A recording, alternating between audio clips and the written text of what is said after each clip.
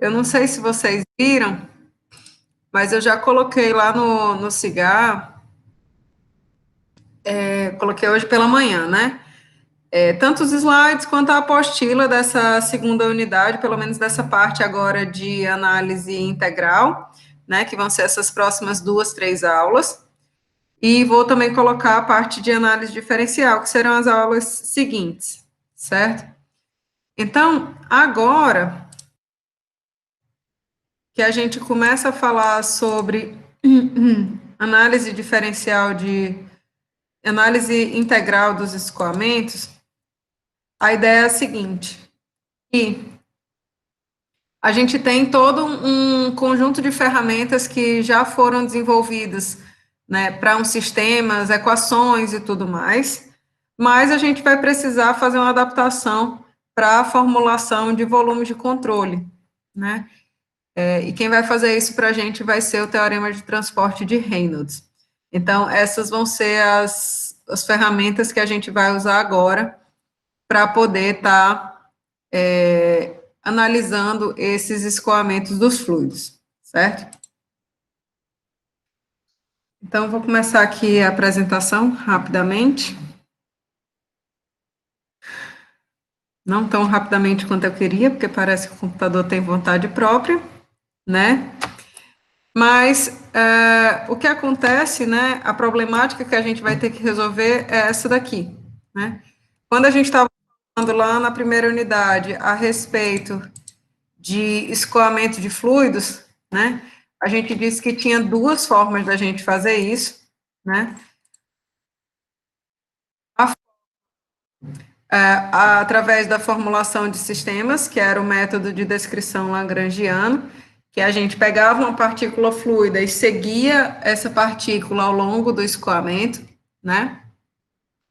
E o método de descrição euleriano, que usava a formulação de volumes de controle. Então, a gente precisava de uma descrição de propriedades do escoamento, né, como campo de velocidade, campo de massa específica, etc., etc., que descreviam, né, como que essas propriedades variavam em função do tempo e do espaço, certo?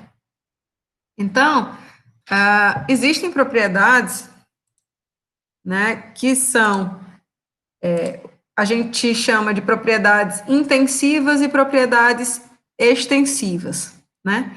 Então, as substâncias, elas têm propriedades que elas lhes caracterizam, né?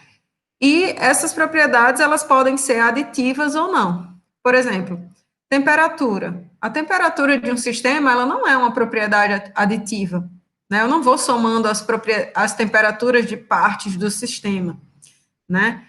A temperatura é uma característica daquele sistema, uma propriedade daquele sistema que independe de que tamanho que a gente está tratando esse sistema, né? Então, a gente chama essas propriedades que independem do tamanho do sistema de propriedades. O que eu falei? Propriedades que independem do tamanho são as propriedades intensivas. E as propriedades que dependem do tamanho do sistema, a gente chama de propriedades extensivas, tá? Então, propriedades intensivas independem do tamanho do sistema, a gente pode pensar como exemplo temperatura, calor específico, massa específica, viscosidade, energia interna específica, etc. Porque essas propriedades aqui, por exemplo, qual o calor específico da água a tantos graus Celsius? Vai ser 1, independente se eu tenho 1 quilo de água ou 1 tonelada, né? Então, essas propriedades a gente diz que são intensivas, certo? Já propriedades extensivas, elas dependem do tamanho do sistema. E aí, essas propriedades, né, a gente pode relacionar com as intensivas correspondentes, fazendo a divisão delas por uma característica de tamanho desse sistema. Então, por exemplo, energia interna específica é a relação entre a energia interna do sistema e a massa do sistema. A massa específica do fluido vai ser a relação entre a massa desse sistema e o volume dele? Calor específico é a capacidade calorífica dividido pela massa, né? Então, a gente pode fazer essa relação para algumas dessas propriedades propriedades das substâncias, certo? E aí, quando a gente falou do que era um sistema e o que era um volume de controle, a gente tinha dito, ó, sistema é uma quantidade de massa fixa, identificável para a gente, que eu vou escolher como objeto de estudo, e eu não vou permitir fluxo de massa através das fronteiras desse sistema.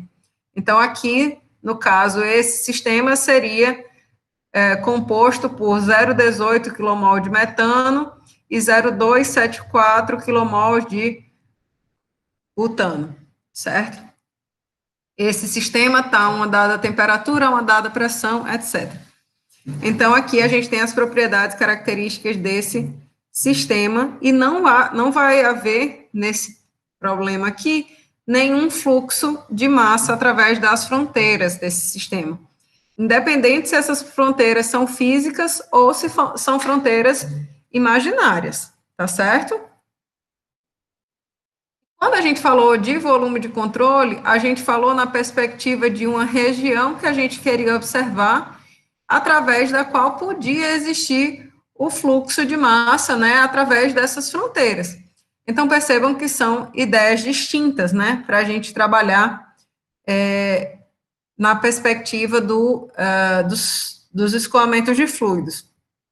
Então, se a gente for comparar o que é usar a abordagem de sistema com o que é usar a abordagem de volume de controle, a gente pode imaginar esse frasco aqui de um desodorante, ele chama aqui desodorante de Reynolds, né?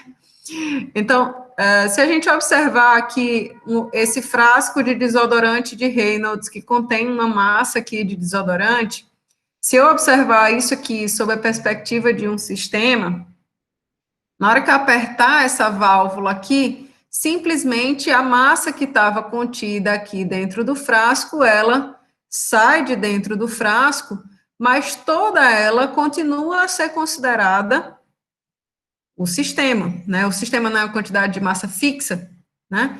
Então, o que acontece aqui na perspectiva da abordagem de sistema é um processo de expansão, né? Na hora que eu aperto a válvula, o sistema passa a ocupar mais volume. Então, isso aqui seria um processo de expansão do sistema.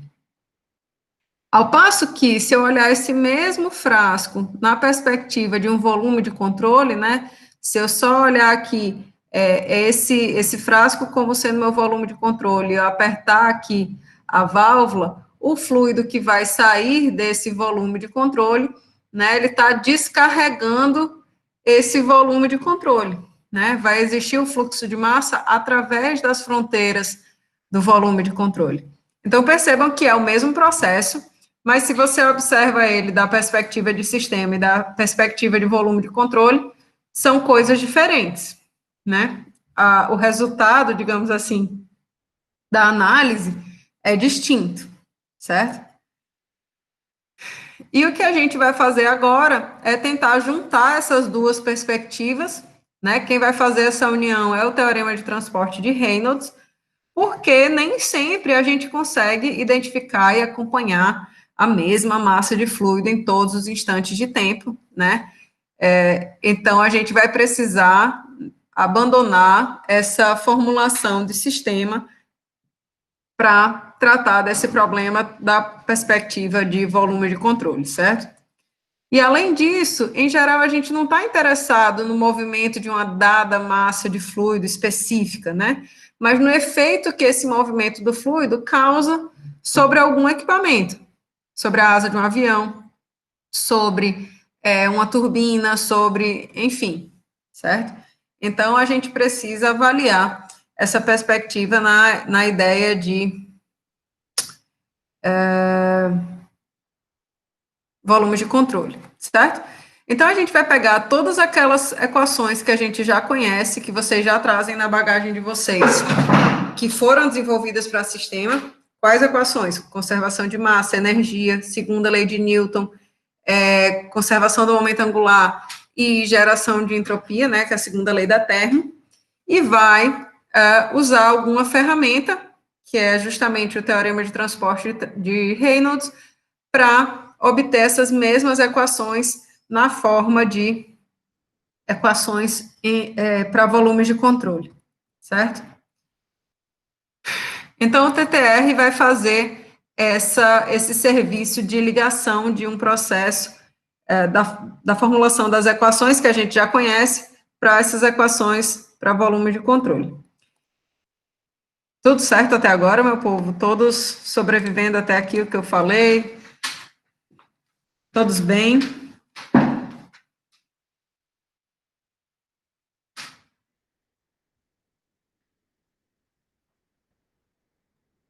Bom, eu vou supor que sim, já que ninguém está respondendo nada, eu vou seguir o barco. Valeu, Adson. Beleza. Então, rapidamente a gente vai fazer uma volta aí, né, mostrar que equações são essas que a gente vai trabalhar, né, essas equações de conservação, para a gente poder chegar lá no teorema de transporte de Reynolds propriamente dito.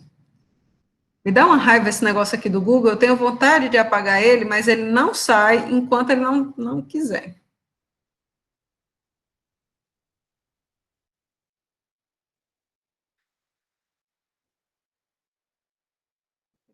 Deixa eu apresentar.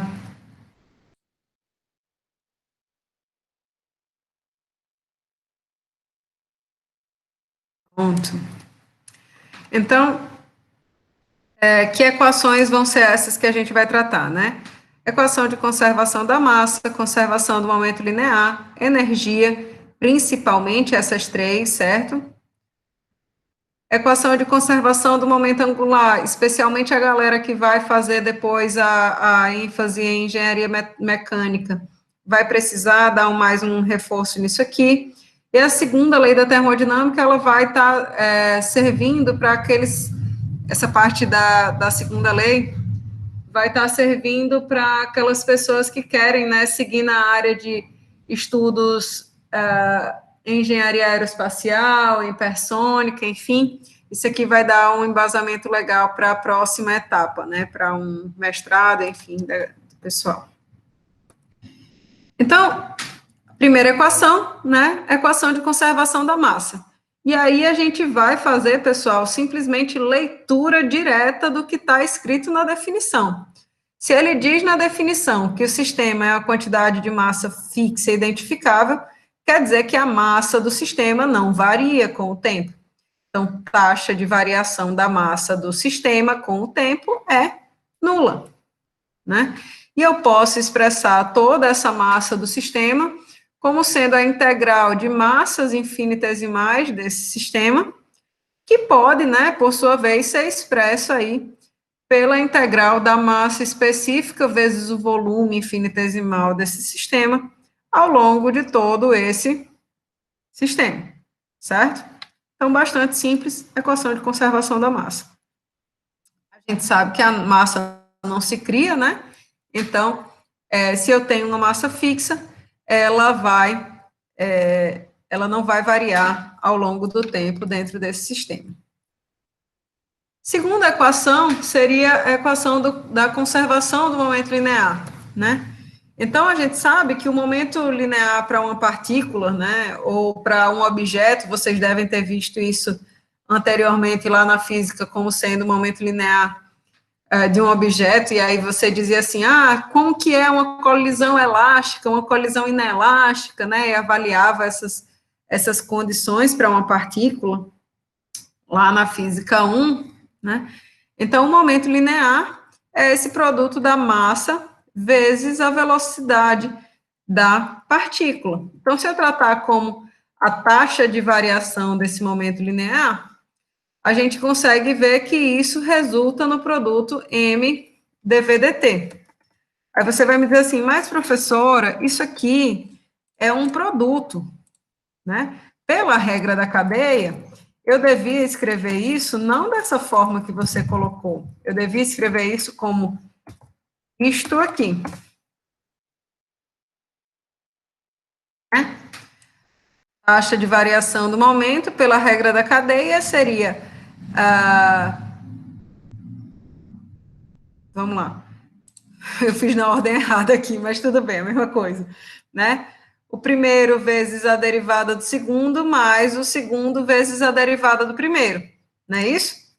Mas a gente já sabe, ó, que para um sistema, essa taxa de variação da massa, né, a gente falou no slide anterior, ela é igual a zero. Então, esse termo daqui, ele é nulo, ok? Então, a taxa de variação do momento linear seria dada pelo produto massa vezes derivada da velocidade com o tempo. Então, a gente sabe que isso aqui representa justamente a aceleração dessa partícula. E aí a gente consegue ver que a taxa de variação do momento linear representa a força resultante sobre essa partícula, né, sobre esse sistema. Então, a segunda lei de Newton, ela pode ser expressa em termos dessa taxa de variação do momento linear desta forma, né? E veja que o momento linear do sistema, ele pode ser expresso como a taxa de variação nessa forma, né, que a gente acabou de demonstrar, mas o próprio momento linear do sistema, não aqui especificamente a taxa de variação, né, o momento linear do sistema, ele é aquele produto massa vezes vetor velocidade, né?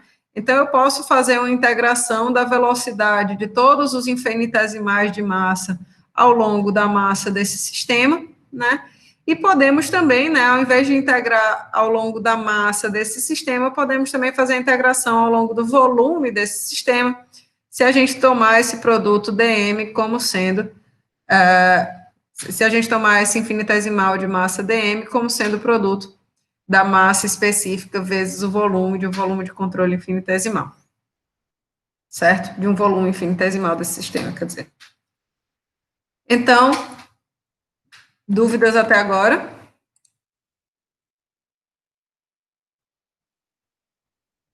Até agora nenhuma, professor. Show. Essa setinha?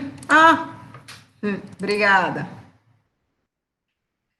A outra equação que eu falei para vocês que era uma representação básica, né, desse sistema era a equação da conservação da energia. E aí a gente sabe que a energia não pode ser criada nem destruída durante o processo, mas ela pode se transformar de uma forma para outra. Quais seriam essas formas de energia, né? A gente considera que a energia total de um sistema, ela é a soma das composições da energia cinética, né, que é referente ao movimento desse sistema, a parcela de energia potencial, que diz respeito à posição, e uma parcela de energia interna, que contabiliza aí todas essas energias de translação, rotação, vibração, energia a nível molecular do sistema, né? Essa seria a energia total de um sistema qualquer. E aí a gente pode representar isso por essas parcelas aqui, que vocês já têm familiaridade, né, isso?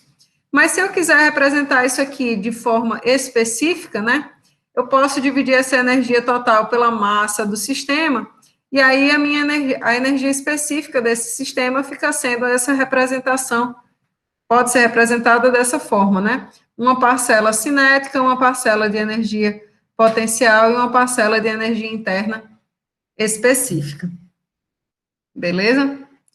E aí o que acontece é que a primeira lei da termo diz para a gente que a taxa de variação da energia de um sistema, ela só ocorre mediante fluxos de energia através da superfície que contém esse sistema, sob as formas de calor e ou trabalho, né? Ou seja, eu tenho um sistema, a energia desse sistema, ela só varia mediante esses fluxos de calor ou trabalho, ou seja, a taxa de variação da energia do sistema, ela é dada por calor, taxa de transferência de calor, menos a taxa de realização de trabalho.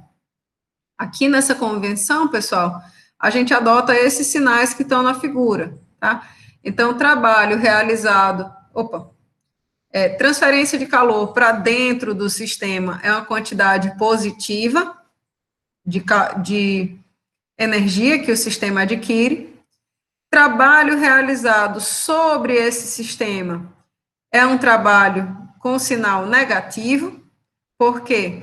Porque na hora que se realiza trabalho sobre esse sistema, né, ele vai aumentar a energia do sistema, certo? De tal maneira que esse sinal negativo com esse sinal negativo fica positivo, a variação de energia do sistema. Quantidade de calor que o sistema perde para a vizinhança é uma taxa de transferência de calor negativa, né? O sistema perde energia. E quando o sistema realiza trabalho sobre a vizinhança, esse trabalho ele é positivo, tá? Então, pessoal, essa seria a conservação de energia, a forma de expressar a primeira lei da termodinâmica, certo? E aí a gente pode entender, né, que essa energia do sistema, ela pode ser expressa como a integral da energia específica vezes uma massa infinitesimal ao longo de toda a massa do sistema, né, que, por sua vez, também pode ser expressa dessa maneira, né, como energia específica vezes massa específica vezes o infinitesimal de volume, sendo integrado ao longo do volume de todo esse sistema. Beleza? Dúvidas quanto aí calor, trabalho, etc. Primeira lei da termo. Suave. Show de bola. Quem é positivo, quem é negativo, tá todo mundo tranquilo até agora.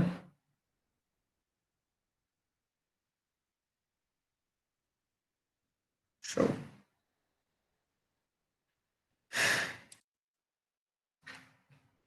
Então, essas seriam as três primeiras equações, são as equações que a gente mais vai trabalhar na disciplina da gente, né? Mecânica dos fluidos. Mas além delas, a gente tem a equação de conservação do momento angular, né? Que diz para a gente justamente que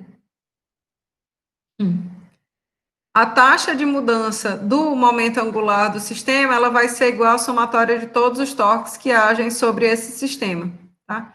Então, torque, a gente sabe que é o produto vetorial do vetor posição com o vetor força resultante, né? Aí a gente pode representar esse vetor força resultante pela taxa de variação do momento linear, que a gente falou anteriormente, né? A gente já tinha dito, taxa de variação do momento linear é igual a força resultante. E aí a gente consegue ver, ó, que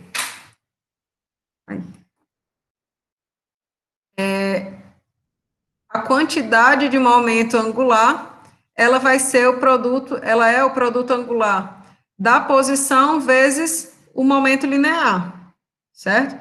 Então, a taxa de variação do momento angular do sistema, ela é a taxa de variação, ela é igual ao somatório desse torque aqui. Percebam, eu tenho aqui o momento angular do sistema sendo igual ao produto vetorial da posição da partícula fluida e o momento linear dessa partícula fluida.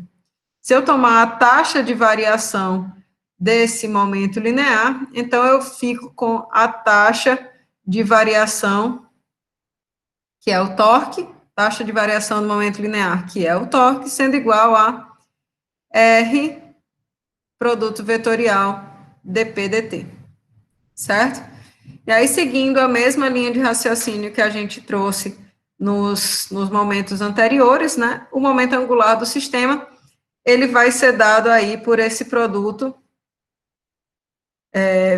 produto vetorial da posição, do vetor posição da partícula fluida, vezes, a gente não tinha dito que momento linear era massa vezes velocidade. Então, esse produto vetorial aqui, posição, velocidade, diz respeito agora ao momento angular dessa partícula fluida, certo? E da mesma forma que a gente fez anteriormente, esse infinitesimal de massa, ele pode ser representado aí pelo produto massa específica vezes volume infinitesimal desse sistema, sendo integrado em todo esse sistema, certo?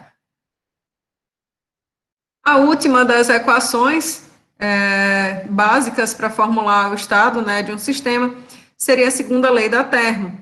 E aí a gente sabe que alguns processos, eles são reversíveis e alguns processos, eles são irreversíveis, né? Existem perdas devido à transferência de calor, devido à geração, devido ao atrito, né? Que são chamadas de irreversibilidades, né? Então, todo processo que não é um processo reversível, ele está sujeito a essas irreversibilidades. Então, num processo reversível, a taxa de geração de entropia, ela é igual à transferência de calor dividido pela temperatura na qual ela ocorre. Nos processos irreversíveis, ou seja, nos processos que têm a presença de atrito, irreversibilidade e tudo mais, essa geração de entropia, ela é maior do que essa taxa de transferência de calor dividido pela temperatura, certo? Então, isso aqui é um enunciado justamente da segunda lei da termodinâmica, certo? A igualdade é válida para o processo reversível e a desigualdade para os processos irreversíveis, certo? Que são os processos reais que a gente tem, né? E aí a gente pode representar a entropia, né, que é a propriedade do sistema, também da mesma forma que a gente fez anteriormente, né, descrevendo a entropia do sistema como sendo a integral de uma entropia específica vezes o infinitesimal de massa, integrado ao longo de todo esse sistema, toda a massa desse sistema, ou representado aí como produto da entropia específica vezes ρ dV aí integrado em todo esse volume do sistema, certo? Então, essas seriam todas as nossas equações básicas para representar um sistema. São as ferramentas que vocês, querendo ou não, já trazem da vida pregressa de vocês nas outras disciplinas, né? Essas equações, elas podem não ter sido representadas exatamente da mesma maneira como vocês viram agora, né? Mas certamente vocês viram todas elas em algum momento. A forma como a gente apresentou elas agora, né, da forma de taxa de variação de uma propriedade ao longo do tempo, né? Perceba que a gente fez, ó, taxa de variação de entropia com o tempo, taxa de variação de momento linear com o tempo, taxa de variação da energia ao longo do tempo.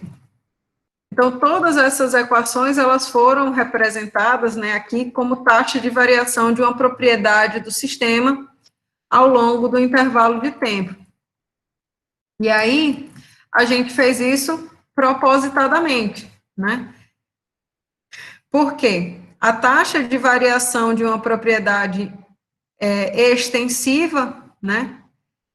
Quer dizer, uma propriedade extensiva desse nosso sistema, ela vai ser representada pelo produto da propriedade intensiva correspondente vezes o infinitesimal de massa.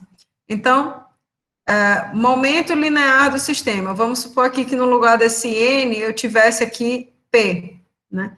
Momento linear do sistema seria a integral de V, que é a propriedade intensiva correspondente, vezes o dm, certo? Ou integral de V ρ dV.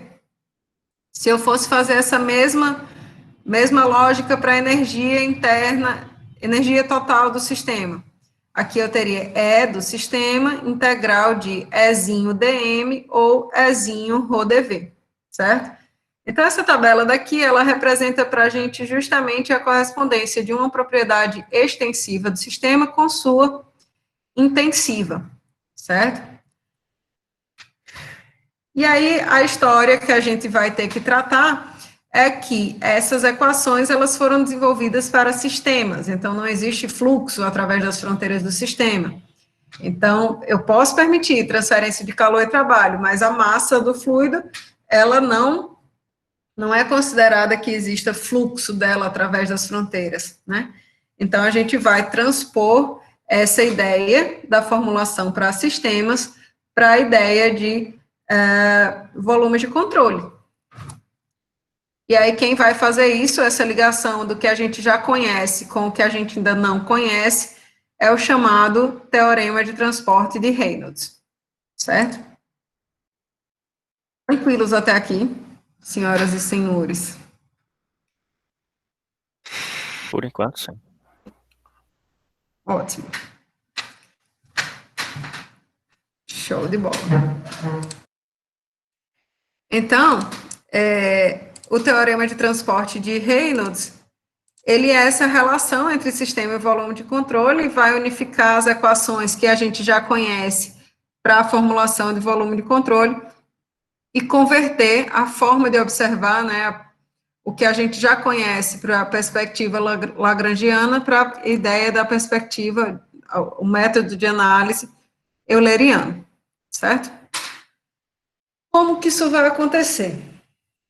Bom, a gente vai considerar que no começo de tudo, no início de tudo, havia o sistema e havia o volume de controle. E eles eram coincidentes, eles eram iguais, ó, aqui nesse instante de t igual a zero, o sistema e o volume de controle, eles são coincidentes, né? Porém, num intervalo de tempo infinitesimal se passa, e esse fluido, ele está escoando, né? Então, o que será que vai acontecer, né? Aqui em tracejado, ó, no instante t0 mais ΔT, a gente consegue ver o volume de controle, né? Por quê? Porque o volume de controle, que é a região do espaço que a gente está estudando, ela permanece a mesma, tá? Porém, a massa que estava contida aqui, nesse volume de controle, que caracterizava justamente o sistema nesse instante inicial, ela vai escoar. Então, após um instante de tempo ΔT, o intervalo ΔT, parte do sistema, ó, vai ter saído de dentro do volume de controle e parte ainda permanece no volume de controle. Concordam comigo? Conseguem ver isso aí? Sim, sim. Pronto.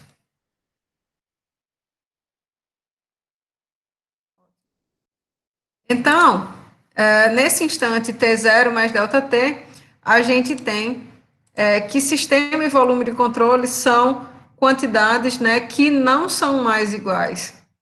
E a gente pode avaliar aqui a presença de três regiões bem distintas, né?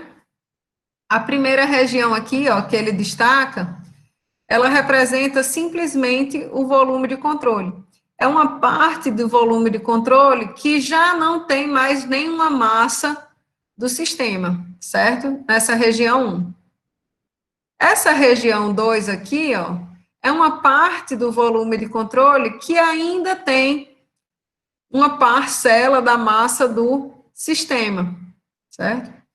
E a região 3 é o restante do sistema. Essa região 3 já não tem mais coincidência aí com o volume de controle.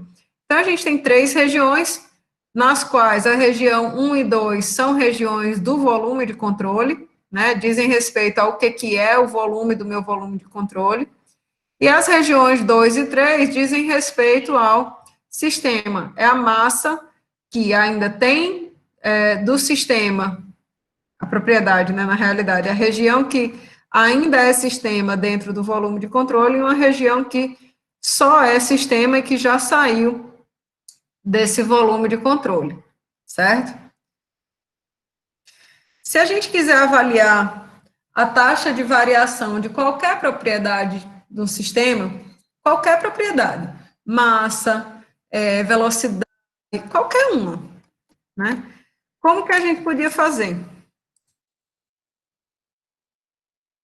gente poderia simplesmente dizer que a taxa de variação de qualquer propriedade do sistema é um limite quando ΔT tende a zero, ou seja, a variação dessa propriedade quando esse intervalo ele é muito pequeno, entre o que é essa propriedade no instante T0 mais ΔT e o que era a propriedade no instante inicial.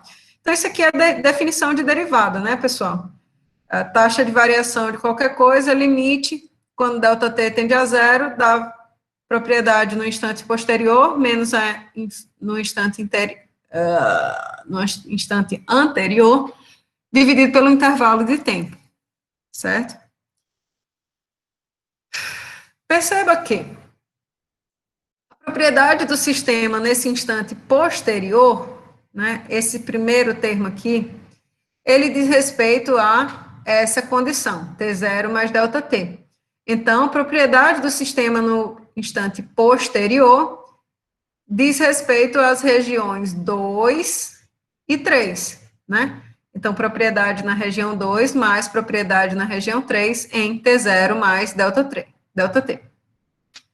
Só que a gente sabe que a região 2, ela pode ser correlacionada com o volume de controle, né? Então, a gente sabe que o volume de controle menos a região 2 vai dar a região 1. Então, a região 2, ela diz respeito a volume de controle menos a região 1, tá? Então, a gente pode expressar essa propriedade no instante T0 mais ΔT como sendo desta maneira aqui, ok? E no instante inicial, que seria este termo daqui, a propriedade do sistema é igual à propriedade do volume de controle. A gente já conhece isso, porque nesse instante inicial eles eram coincidentes, sistema e volume de controle. De posse dessas informações, a gente vai transferir isso aqui para a nossa derivada, né, para a nossa taxa de variação da propriedade. Então, aqui eu só reescrevi as equações, tá? Quando eu substituir essas informações aqui, este termo aqui e este termo aqui, a gente pode agrupar algumas coisas, né?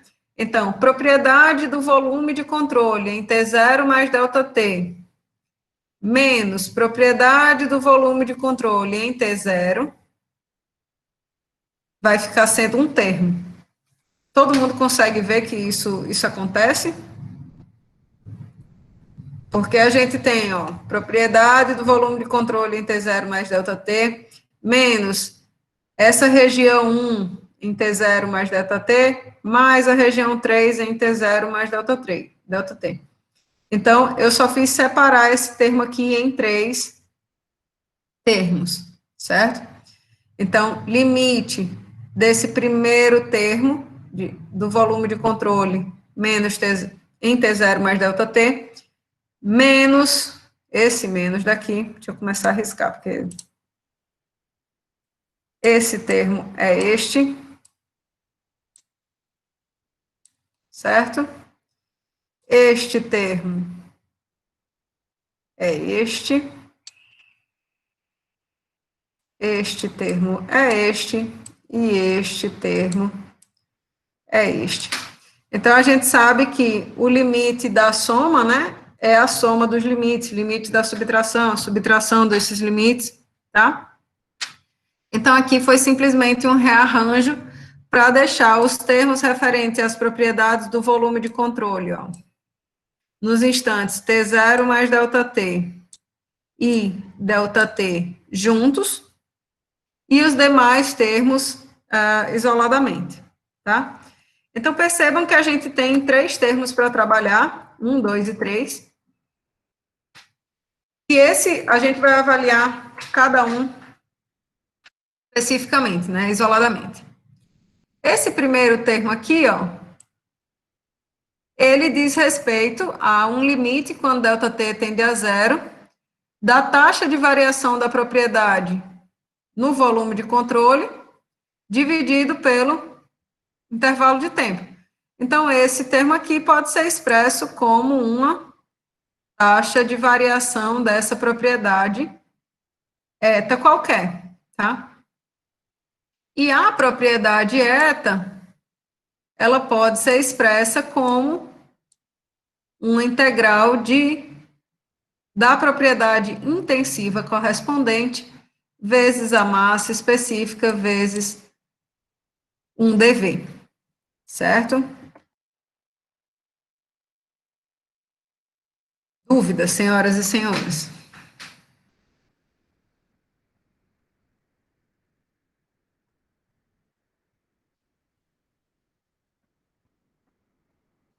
Por enquanto, sem dúvidas. Show de bola. Esse seria o nosso primeiro termo aí, certo? Então, resolvemos essa primeira parte, tá? Os termos seguintes, os termos relativos à região 2 e à região 3 e à região 1, né, a gente vai precisar avaliar separadamente com base na direção do vetor velocidade em cada superfície. Por quê? O que acontece?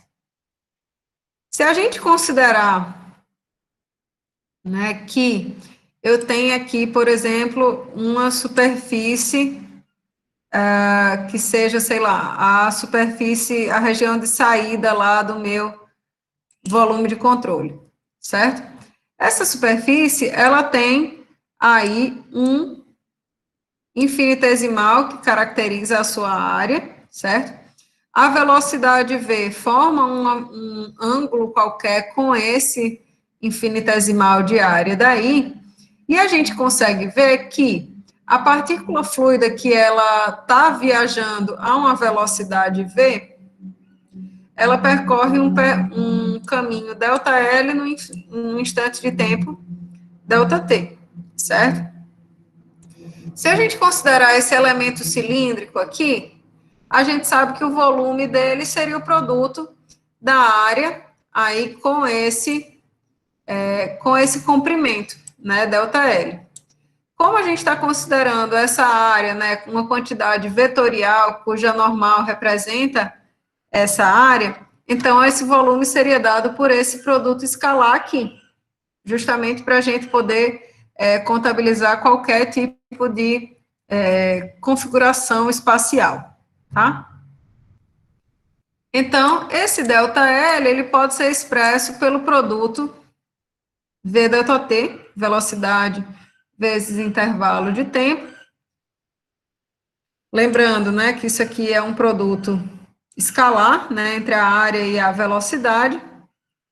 E para que serve essa informação para a gente? A gente sabe que uma propriedade extensiva, ela pode ser representada pela intensiva vezes ρ vezes um volume infinitesimal, certo?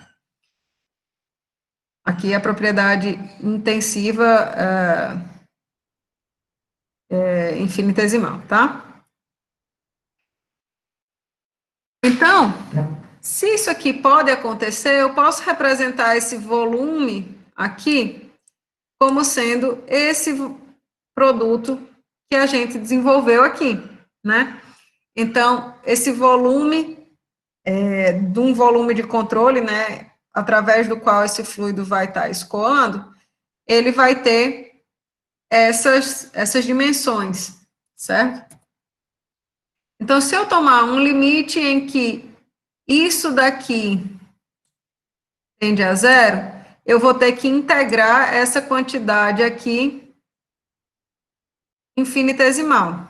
Um limite dessa propriedade inteira no intervalo de tempo ΔT.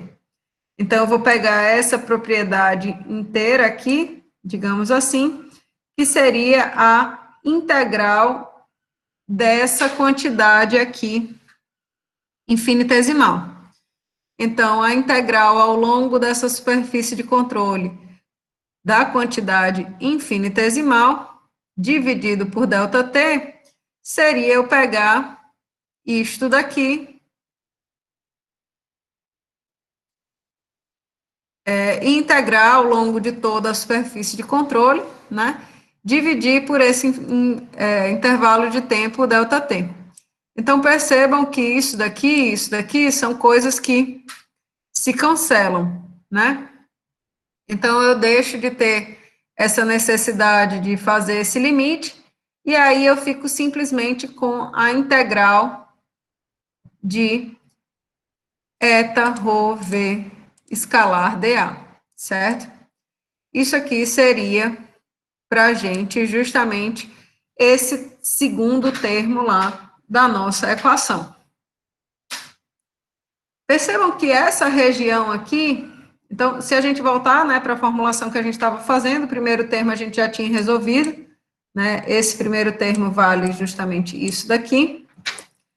O segundo termo, que é esse que a gente estava tratando, então eu chamei de integral ao longo da superfície de controle de eta rho v escalar dA.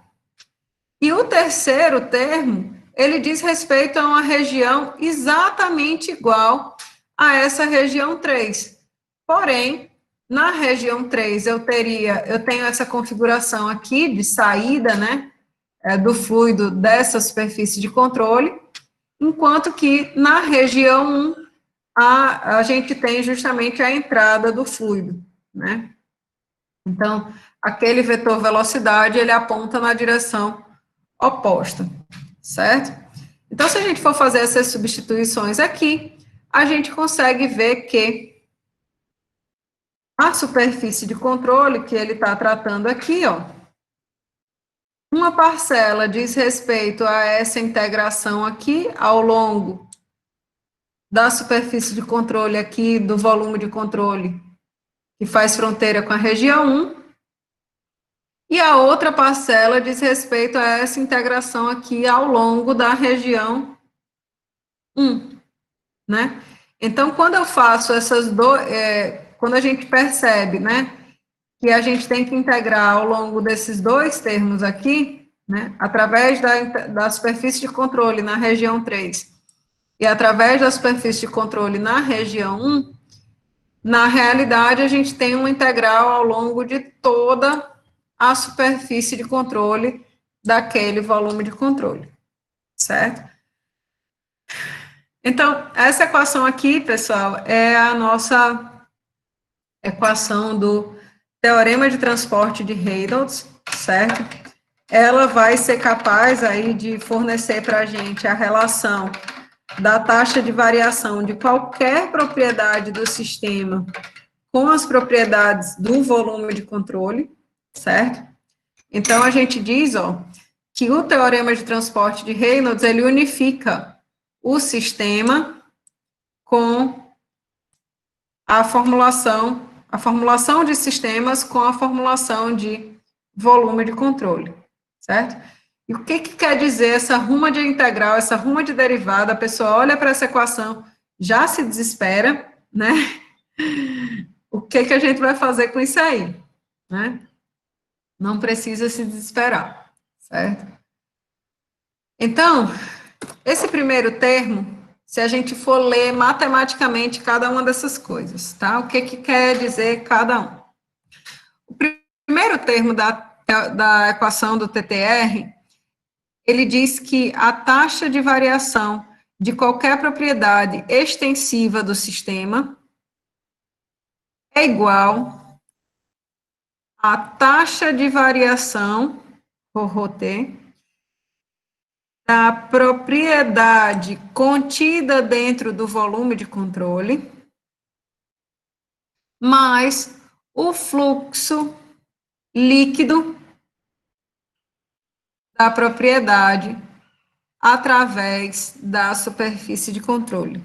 Então, veja só, eu digo que a taxa de variação de uma propriedade do sistema, ela é dada por como que essa propriedade variou dentro do volume de controle, mais o fluxo líquido da propriedade através da superfície de controle. O que quer dizer esse fluxo líquido da propriedade? Quanto que é da propriedade entrou e quanto que saiu, certo? Se tudo que entrou vamos supor que eu esteja trabalhando, sei lá, com, pronto, um supermercado na pandemia, né, que só podia ter lá dentro do volume de controle do supermercado, sei lá, 200 pessoas dentro do supermercado. Então, tinha um cabinha lá na porta, contando quantos entravam, quantos saíam, tinha outra pessoa lá contando também, né? A gente via as criaturas lá com os clique-clique fazendo a conta da gente, né? Então, se entraram 10 pessoas e saíram 10 pessoas, o fluxo líquido de pessoas através do supermercado foi zero, né? Não variou a quantidade de pessoas dentro do supermercado, concordam comigo? Então, esse termo aqui, o fluxo líquido, esse termo daqui, ele diz respeito a diferenças entre o que entrou e o que saiu daquela propriedade, qualquer que seja ela, dentro, através da superfície de controle, certo? Esse termo aqui diz respeito à taxa de variação dessa propriedade dentro do volume de controle. Se, no intervalo de tempo considerado, essa propriedade aumentou ou se essa propriedade diminuiu, certo? E esse termo aqui diz respeito à somatória dessas duas parcelas. Ok? Dúvidas, senhoras e senhores? Por que que a derivada é parcial? Tá, vamos lá. Porque a gente falou... Vale, deixa eu me lembrar quem foi que perguntou. Jonas. Primeiro Jonas, depois eu vou para a de Ana Paula.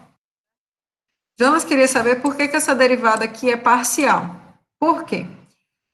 Lembra quando a gente falou que as propriedades que a gente trabalhava, elas podiam ser expressas como uma função espacial e do tempo, né? Então, essas propriedades, elas são funções espaciais e do tempo.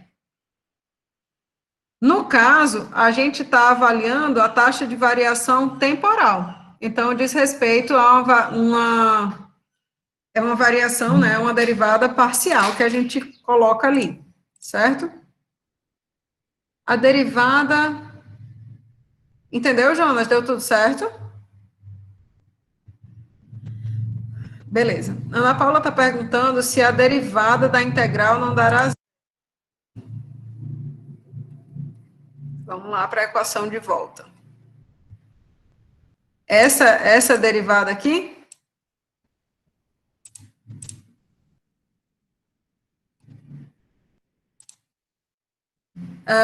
essa integral aí, essa derivada daqui, Ana Paula, ela só vai dar zero se a gente estiver tratando do escoamento em regime permanente. Por quê? Porque no caso do escoamento em regime permanente, a gente tem taxa de variação de qualquer propriedade como sendo igual a zero, certo?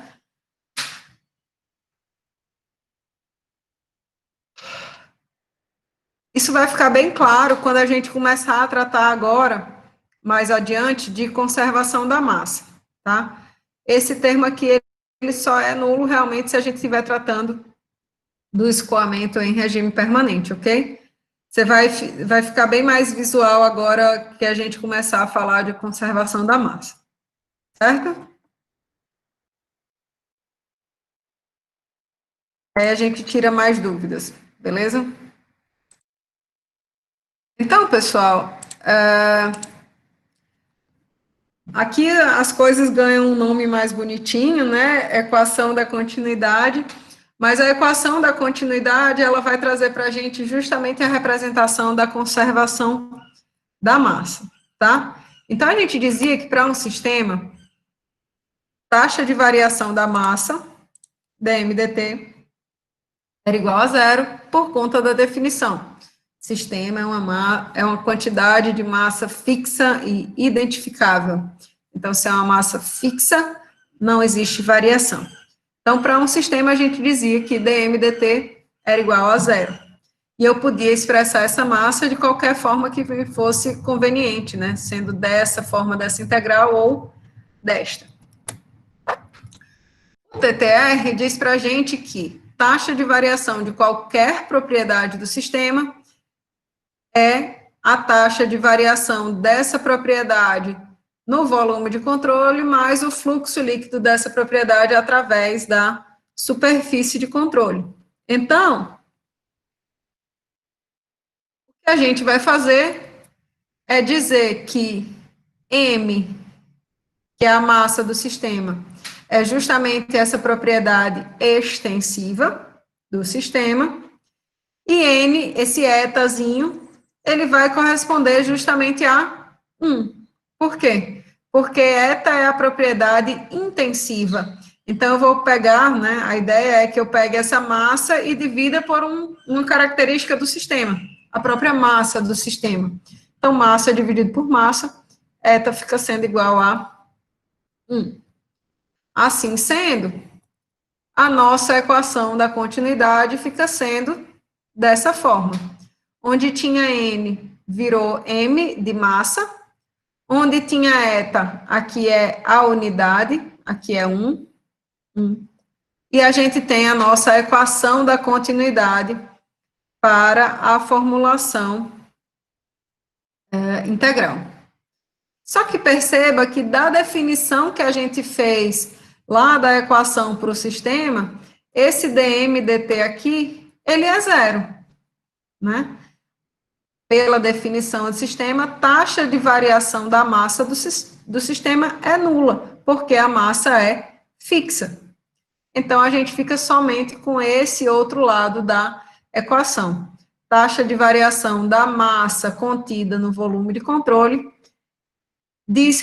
mais o fluxo líquido de massa através do volume de controle, tem que ser igual a zero. Então, a gente pode passar esse termo daqui para o lado direito da equação, né? E aí a gente consegue ver que a taxa de variação da massa dentro do volume de controle, ela vai ser igual ao fluxo líquido de massa pela superfície de controle, né? Traduzindo, o aumento ou a diminuição da massa que está contida dentro do volume de controle diz respeito ao fluxo de líquido de massa através dessa superfície. Então, se a gente tiver um tanque como esse daqui, né, se a quantidade que entra é igual à quantidade de massa, a taxa de entrada de massa foi igual à taxa de saída de massa, né, esse fluxo líquido, ele vai ser igual a zero. Entradas, saídas menos entradas, isso aqui vai ser igual a zero, certo? Então, a taxa de variação da massa dentro do volume de controle vai ser igual a zero, certo? Se, por outro lado, a gente tiver a saída menor do que a entrada, o que que vai acontecer? Esse tanque, ele vai encher, né? A saída é menor do que o tanto que está entrando. Então, esse tanque, ele vai aumentar de nível aqui. Então, a taxa de variação da massa do volume de controle, contida dentro do volume de controle, vai aumentar. Quer dizer, a massa contida dentro do volume de controle vai aumentar, certo? Mesma coisa vale para o fenômeno inverso, né? Se eu tiver menos, uma taxa menor de entrada de massa aqui do que a taxa de saída, significa que esse tanque está sendo descarregado, né? Então, a massa contida dentro desse volume de controle vai diminuir. Deu para entender melhor, Ana, agora?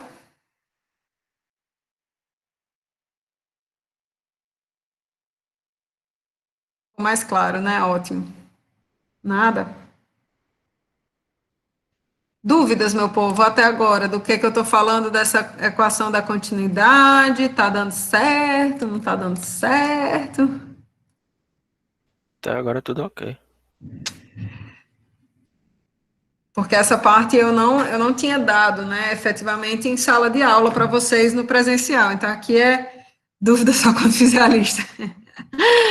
Então, essa parte agora, ela é realmente toda nova, tudo novidade, né? Então, se não estiver entendendo alguma coisa, realmente fala aí que a gente dá o jeito, certo?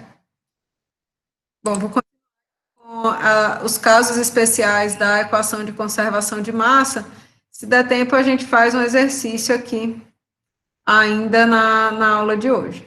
Se não, a gente faz na aula que vem.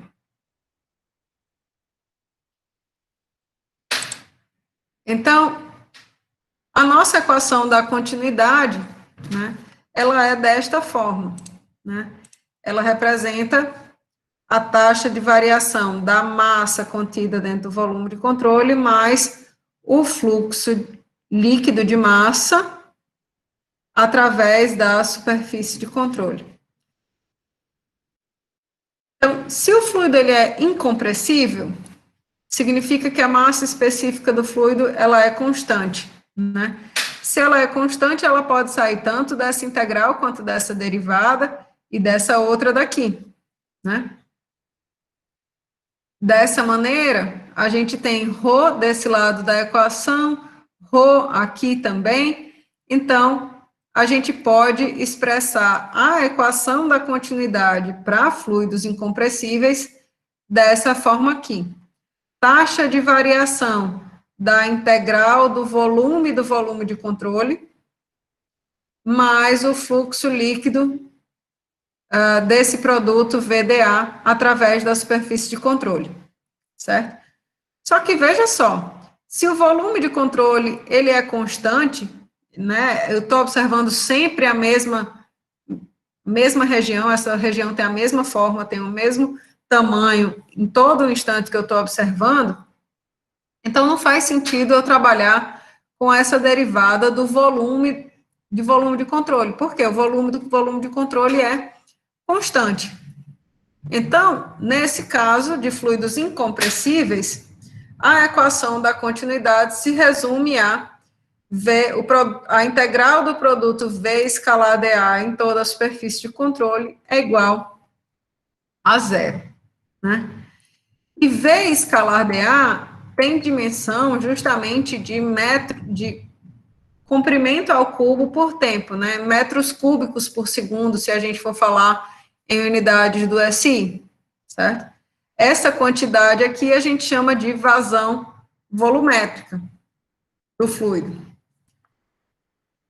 Então, para um escoamento incompressível, a vazão volumétrica de entrada, ela deve ser igual à vazão volumétrica de saída, certo? Por que eu sei disso? Por que eu consigo dizer que a vazão volumétrica de entrada tem que ser igual à vazão volumétrica de saída? Porque se eu estou falando aqui de uma integral desse produto, que é a vazão volumétrica, em toda a área, em toda essa superfície de controle sendo igual a zero, significa que eu vou ter essa integral na região... Eita, caramba! Volta. Na região de entrada, isso vai me dar um valor. Na região de saída, isso vai dar outro valor, né? Então, quando ele fala aqui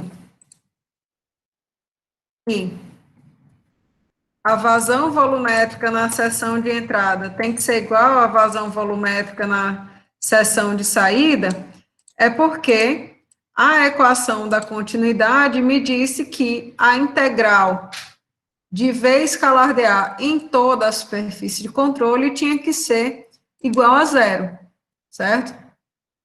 Então, nas regiões de entrada, a gente consegue ver que a velocidade, ela vai estar se relacionando. Deixa eu pegar aqui um slide em branco para poder deixar isso melhor. Tá? Então,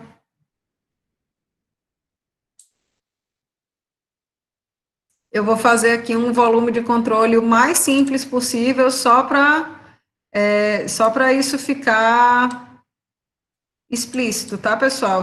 Isso vale para qualquer angulação que for existir entre velocidade e a área referente a uma dada superfície de controle, tá? Então, a gente tinha dito, ó, que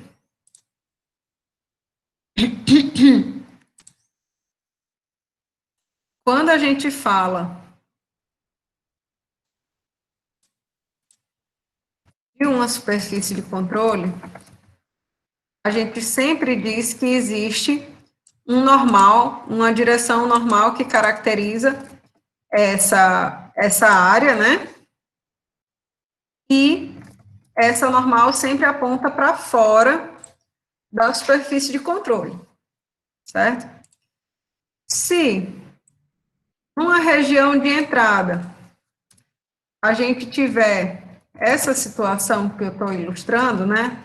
O vetor velocidade alinhado com esse vetor referente à área da superfície de controle. A gente consegue ver que esse ângulo formado entre eles, nesse caso daí, é de 0 graus. Todo mundo concorda comigo que esse ângulo aí é de 0 graus?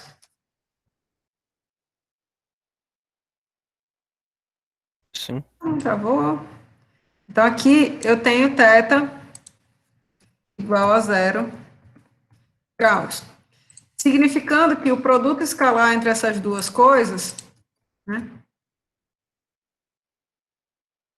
Produto escalar.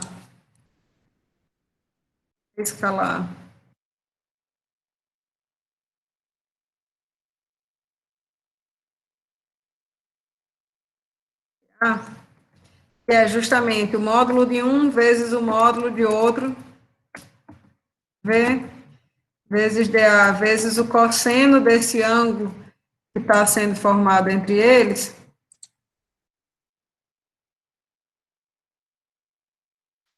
Cosseno de θ é igual a... de θ ainda é 1, meu povo?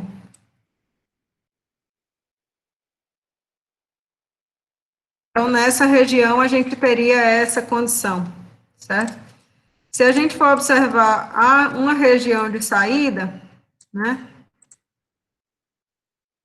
em que, novamente, esse vetor velocidade também estivesse alinhado com a normal que caracteriza essa área do escoamento, então, isso daqui,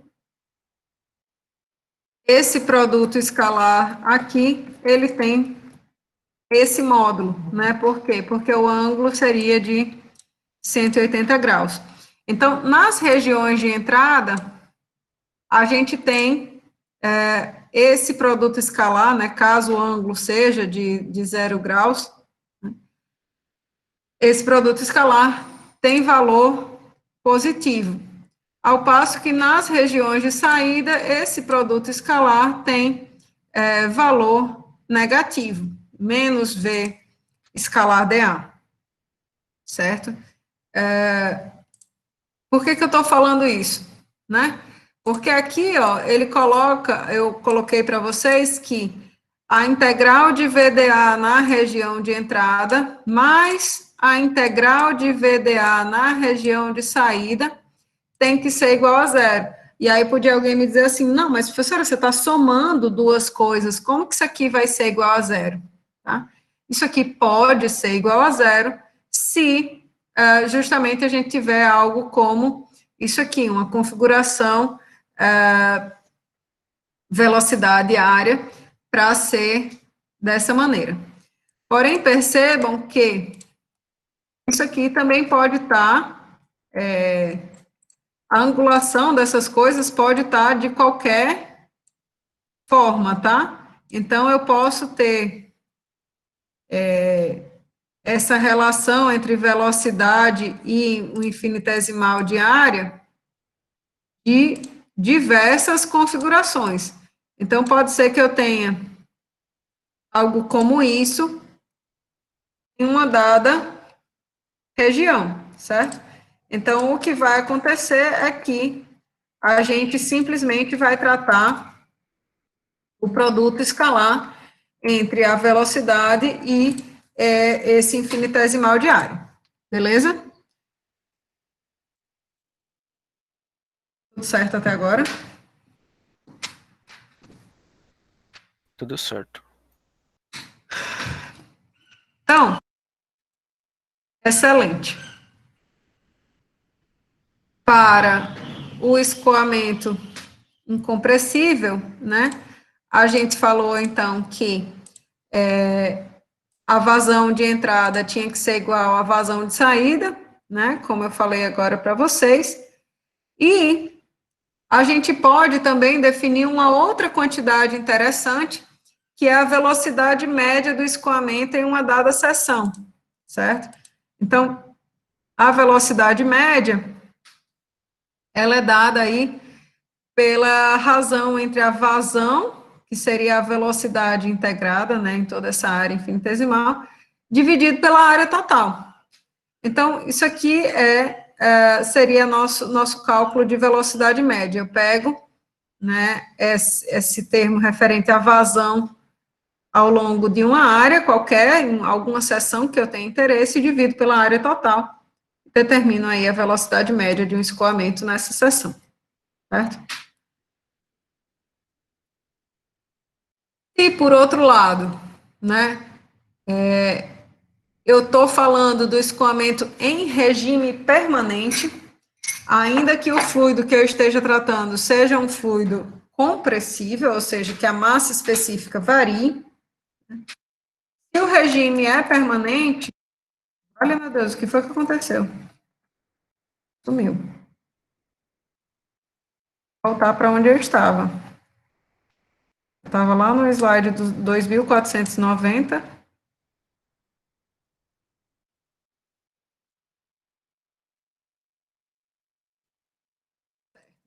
Então, se esse regime que a gente está tratando for um escoamento em regime permanente, ainda que o fluido tenha massa específica variável, né, seja um fluido compressível, a gente vai considerar, então, que não existem variações temporais, porque o regime é permanente. Então, ROROT, variações temporais de propriedades, não ocorrem. De tal maneira que somente esse termo aqui é que vai estar presente. Esse termo aí representa o que a gente chama de vazão mássica, porque esse produto ρV vezes a área, ele tem dimensões aí de massa por tempo, certo? Então, a vazão mássica que entra no volume de controle vai ser igual à vazão mássica que deixa o volume de controle. Similarmente ao caso anterior, tá? O outro caso especial que a gente tem é quando o escoamento ele é uniforme, então toda a velocidade ela é constante ao longo de uma área, né, uma seção transversal, e aí simplesmente a gente deixa de ter necessidade de fazer essa integração ao longo da área, basta fazer a multiplicação de ρ, V, escalar, vezes escalar a área, certo? E aí, se esse fluido também pudesse ter um mesmo valor de massa específica na seção, a gente fica com essa expressão para a equação da continuidade, e a vazão mássica que entra também vai ser igual à vazão mássica que sai desse volume de controle, certo? Eu coloquei para vocês aqui essa questão, ela é uma questão bem simples, bem didática. Eu vou trazendo aqui as coisas para nem sei como é que eu posso fazer isso agora que eu já escrevi tanta coisa. Deixa eu duplicar esse. Eu vou trazendo e mostrando. Então, veja só.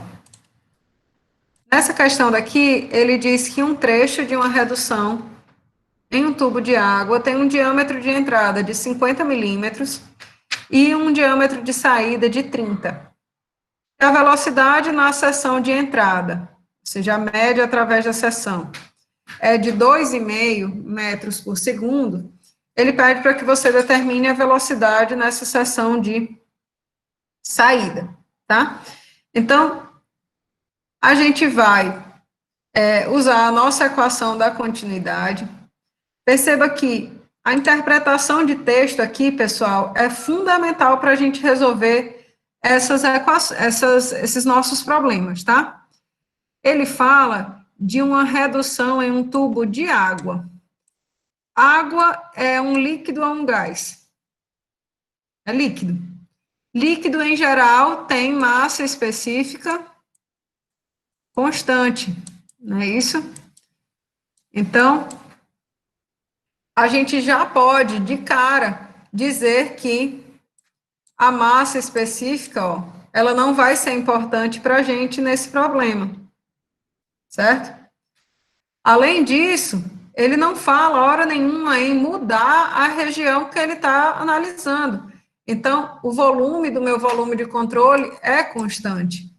Então, esse termo daqui, ó, ele é zero, certo? Então, eu fico com a equação da conservação da massa para um volume de controle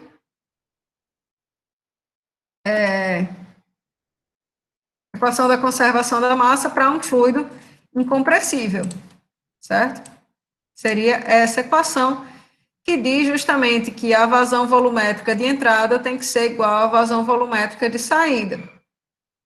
Então, essa integral, ela se dá ao longo de toda a superfície de controle, né? Então, a gente tem essa região aqui, toda a nossa região que caracteriza o volume de controle, certo? Porém, eu só tenho fluxo de fluido aqui e aqui, certo? Na região de entrada e na região de saída.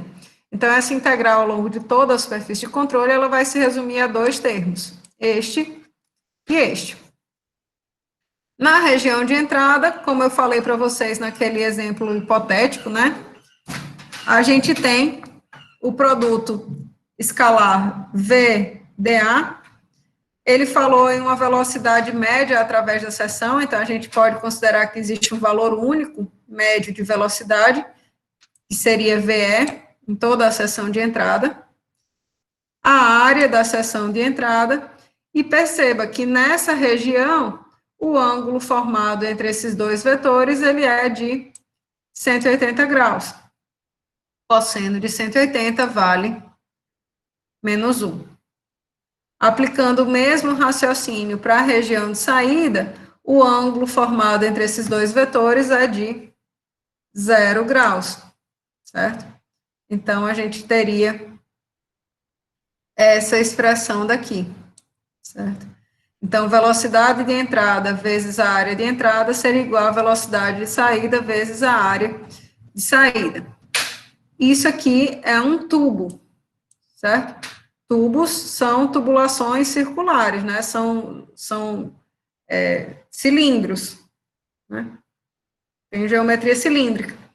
Então, a área através da qual o fluido escoa seria essa área circular aqui, certo? Pi R ao quadrado, né? Ou π d ao quadrado sobre 4. Substituindo aqui, né, a gente consegue ver que o diâmetro de entrada corresponde a 50 milímetros, o diâmetro de saída corresponde a 30 milímetros. A gente tem a velocidade na seção de entrada, então, facilmente, a gente pode calcular essa velocidade na seção de saída. Ok?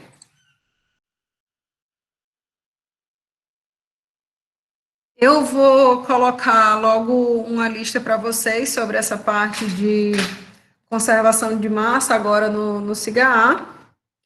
Vou colocar também as resoluções. E aí, na quinta-feira, a gente continua com conservação da massa e começa a falar a respeito de conservação do momento linear, conservação de energia, etc. e tal. Beleza? Beleza, professora. Show de bola, pessoal. Eu não sei se. Ah, eu botei para gravar, graças a Deus. Então, por hoje